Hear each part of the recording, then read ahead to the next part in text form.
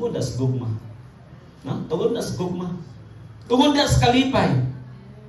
Kay kung layo kayo imong balay, nga wa kay kalipay, di jud ka kaari.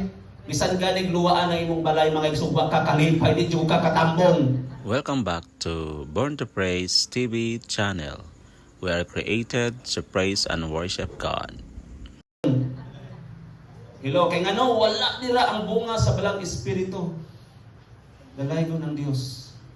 Ingon anak mga igsoon kung mag kuan ang Ginoo, kana mag-care ang Dios nato. Naabot we are belong gyud sa Ginoo mga igsoon. Tamo sa kalibutan. Di ka tagdo sa kalibutan, gifeel nimo nga rejected ka. Pero kung naa ka gingarian sa Ginoo mga igsoon, you will never alone. Di ka mag-inusara. Tungod kay ang gugma sa Ginoo mabati gid nimo. Una, do not deny yourself. Do not deny yourself na ang kalipay nga imong nabatunan karon bunga na sa balang espiritu. Nga bisan tuod ay uban mga igsoon bisan naa na nila ang tanan. Pero nganong wala sila kalipay? Tungod kay wala diha ang Ginoo, diha silang relasyon. Amen. Pag dili gani ang Ginoo kuyog nato mga igsoon. Bisag daghan pa ta kaayo, mas scattered ra gyud ta. Tanawa tong mga sundalo sa unang mga panahon sa mga Israelitas. Sa panahon ni Gideon mga igsoon, pila sila kabuok ang mga sundalo nga nangabilin? I-gather ni Gideon 300 plus nga mga soldiers, nga mga mandirigma, paggiitan nga mga magdirimba. Pero unsay ilang gibuhat? Unsay gibuhat ni Gideon? Wala niya pa atraka ang 300 kabuok nga mga tao. Pero iyang gipilian mga igsoon, nangayo siya og sinyalis sa Ginoo nga kining mga tawhana kung ato ning gamiton mga igsoon nga 300 kabuok, ang ilahang glory naa nila. Mingon sila nga daghan manggudta. Amen. Pero kung katunga 150 mga igsoon, katunga sa 300, kana gyud mamuhat ang Dios. Muna di ta maguol mga igsoon, ingon ang Lucas, ingon ang Marcos, nga ayaw kaguol gagmayng panon sa katawhan sa Dios kay ang Dios nagauban kanimo. Hallelujah. Wala na mga igsoon sa angkla, sa marka, sa gidaghanon. But ang imuhang dakong pagtuo diya sa Ginoo, mo ni maghaling sa gugma, maghaling sa kalipay, kalinaw, pailog, kaluoy, kaayo og pagkamatinud-anon, usa sa bunga sa balang espiritu mga igsoon. Hallelujah. Mo ni dapat natong panganduyon sa tong makinabuhi. Kay niabot sa tong kinabuhi tungod kay niabot una sa tanan si Jesus Christ sa tong makinabuhi. Pero kung walay Kristo sa itong makinabuhi mga igsoon, walay 100%. There is no fullness of joy. And ang fullness of joy mga igsoon, wala na mag-agad sa mga sirkumstansya. Naagap mo'y kalipay, bisan bagyuhon ta. Amen? Makaadto lagi akong sa church, bisan gilunuban na itong dapit. Amen? Tungod na, wala na mag-agad sa sirkumstansya mga igsoon. Og mauni ang labing tinuod ang realidad na kung mga lagad ta og Dios, hallelujah, i-isolate ta. Dili ta niya pasagdan, dili ta niya biyaan mga igsoon. Kung ang Salmo 16 verse 11, kung ang presensya sa Ginoo adunay kalipay nga walay katapusan, mausab sa Galatians chapter 5 verse 22, ang kalipay nga mao ang bunga sa balang espiritu, mao kini nagpuno sa ato ang kinabuhi. There is fullness of joy. Fullness of joy mga igsoon nga di nimo ma-express ang kalipay. When you worship the Lord, natingala na lamang ka nga without knowing nga walay kaman mga igsoon sa praise and worship leader, di taas ka sa imong kamot tungod kay dunay fullness sa imong kasing-kasing. Kung musimba kas ginunay bitterness sa imong kinabuhi, sa imong pag-lead, dry kaayo imong worship. Nga naman ay nakababag. So kinahanglan i-enhance, i-replenish. Let us always come to the basic of worship. Kay dili mga igsoon ma-enhance ang atong kaugalingon kung di nato mga igsoon ihatag completely diya sa Ginoo. Hallelujah. Ang ikatulo, kalipay bisan pa taliwala sa kasakit. No? Kalipay bisan pa taliwala sa kasakit. Habakuk chapter 3 gikan sa 17 paingon sa 18. Bisan pag dili na mamulak ang igira, hala. Bisan dili na mamulak ang igira o mamunga ang mga paras o ang mga olibo. Bisan pag wala na'y maaning abot sa kaumahan. Makadaig pa ba kas Ginoo? Makaduol pa ba tas Ginoo? Bisan wala na tay gikaon. Makaduol pa ba tas Ginoo? O mga matay na ang kahayupan. Daghang kayo nangamatay nga kahayupan, labi na itong mga turong baka, turong karabaw, nagminatay na ang tag-iya kay gianod sa baha dito somewhere sa kabangkalan sa Negros Occidental. Gidalang ilahang mga mananap dito sa ilog, mga igsoon nga dako, nga balin dako as tubig, tua dito. Luoy kayong mga karabaw dito dapita kay nibutod ng tiyan. Kay nalumos na. Nagminatay taon ang tag-iya. Nangamatay na ang kayupan ug wala na sulod ang ilang mga puy-anan. 18.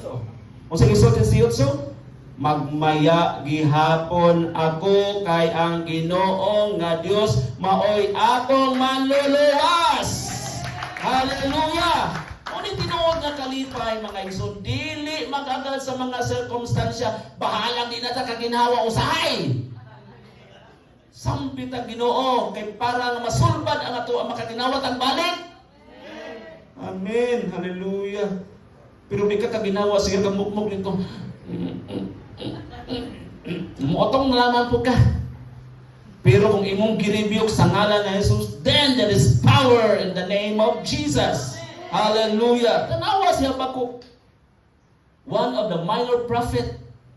Hallelujah. Dili tungod kay suod siya sa Ginoo. Apan tungod kay naa ang balang espiritu, bunga sa balang espiritu, then naa siya authority nga nagkahom gikan sa Dios aron nga makapangayo siya, then 100% the Lord granted it. Hallelujah. Tanamo. Magmaya gihapon ako kay ang Ginoo nga Dios mo'y akong manluluwas. Hallelujah. See? So ang tinuod nga kalipay, mga igsoon, dili mag-agad sa mga butang nga imong naangkon. Bisan doon na tayo mga circumstansya nga niabot mga igsoon, but still we can praise God. Makasimba tas Ginoo. Natingala ko na atong unang panahon sa nag-eskwela pa ko sa Presbyterian Theological College. Unang namatay ako ang igsoon nga tuas Manila nag-security guard. Ako naman ang giaso ninyo, di ba? Nakahibalo ko anang alas 12 sa gabi, gipahibalo ko. Then pagkabuntag ako pag-schedule sa morning devotion. So kung nag-agad na gyud ang ato ang strength diha sa kalibutanhon mga igsoon, di na ta makawali ato, di na ta makabalo sa pulpito. Kay usa ka principles mga igsoon sa homiletics, once nga aduna kay bitterness o aduna kay kaguol sa imong dughan, di ka pwedeng mo barog. Mo man ang ilahang principle, principles of preaching. Pag naa kay emerensya, di ka pwedeng mo balog sa pulpito kay nga naman ang imong mga punong di naman word of God. Sentimental, na naman kay sentimental value. Ang muritok sa imuhang mga pulong na akong igsuon na matay. Wala ka. Di na ka makasultis pulong sa Dios. Nga instant aka scripture, wala na ni mo basa ang scripture tungkol kay nanimati ka sa imuhang sentiments. O mauna siya usa sa principle nga dili dapat paling patindugon ang tao diri sa tubangan kung doon na siya dakong problema, and that is one of the circumstances. Pero ni atong higayuna mga igsoon, I stood up for God's glory and preached the good news. Ako pa'y nidasig nila. Pag nakabalo silang tanan, pero ako pa'y nidasig nila. Dili na ako naklaro mga igsoon na once we have the package of salvation gikan sa Ginoo, bisag unsay mga circumstansya, you can stand. Makatindog ta para sa kahimayaan sa Ginoo. Dili kita. Dili tungod sa atong pagpaningkamot, lig-on ta. Apan tungod sa grasya sa Ginoo nga nakanunay mga igsoon nagdala sa atong kinabuhi paingon dito. Matod pa ni David, gitultulan mo ako sa dalan paingon sa kinabuhi. Hallelujah. Dili angit ang maningkamot, ang Dios mismo magdala nimo ditong paingon ditong dapita. Kabalo ko nga ang Dios mo nagpadala ninyo dinhing dapita mga igsoon. Wala miniadto sa inyong balay. Oy brad, sis, maning bata. Hallelujah. Kaya sa unang panahon mo na imong gibuhat. Pero duha ra ka buk ang isanong. Unya panahon sa adlong Sabado kay magbisita mi. Ilambahan kami og portahan. Unya nakita namo dito nga kadalakan murag nahadlok ba nga murag utangan nga naglikay una ana maniningil naglikay ni dalagan. Iskapo dito pa yung musloyo. Inano sila pastor kadala gitara mag-Bible study na puti. Di dalagan. Kaya ingon ana ni mo ni among agyanan tuwa man to ilang balay. So pag ana mo klaro kayo ni dalagan. Hallelujah. Mga igsoon, ngunit tungod kay ang Dios mismo ang nagdala kanato dinhi kapita aron ato siyang i-honor o ato siyang simbahan. Atong palakpakan si Lord mga igsoon. Mga igsoon, walay aksidente pagdating sa pulong sa Ginoo, pagdating sa gingharian sa Dios, dili aksidenteng naa ka dinhi. Di gyud na aksidente. Kay ang gusto sa Dios nga ikaw usab lig-on sa pagtuo. Kay our life, ang atong kinabuhi uncertain. Sa uncertain gani, wala ta kabalo unsay mudangat nato sa unahan. Wa kita kabalo. Only the Lord knows. Last Sunday, ang preaching kabay tungod sa kaibalo ang Ginoo mga igsoon bisan pagani sa imong lugas sa imong mga buhok. Nag-unsa ka. Naglingkod ka diha, natuhog ba gyud nimo ang gisulti mga igsoon sa pulong sa Dios. Gagising-isi ka diha, do na ba kay napopok? Oh, kabalo ang Ginoo ana mga igsoon. Kung unsa imong una-una, gayaga-yaga pa ka diha, unsa pa imong gibati, kabalo ang Dios ana. Nya kuyaw ang Ginoo mo'y masuko nimo kay patiran man ka. Okay, patiran. Na, pitkan. Na pagpiti ka na sakitas kung tamo, ipitkan na dito. Amen. Muna let us always be serious unto God. Na? Kabalo ko nga bisag asa ng mga igsoon na preaching aduna gunay magkatawa, either unsa nang klaseng katawa na nagyaga-yaga ba na o nalipay ba. Kaya dito ba na nagbuhali ko dito gabi dito bikas simbahan. Nagapin ang katawa magkasuanan na gani. Nanigula na sa pagpanglagad sa Ginoo. I don't know kung saan lagi katawan, malipay ba sila o sa ba?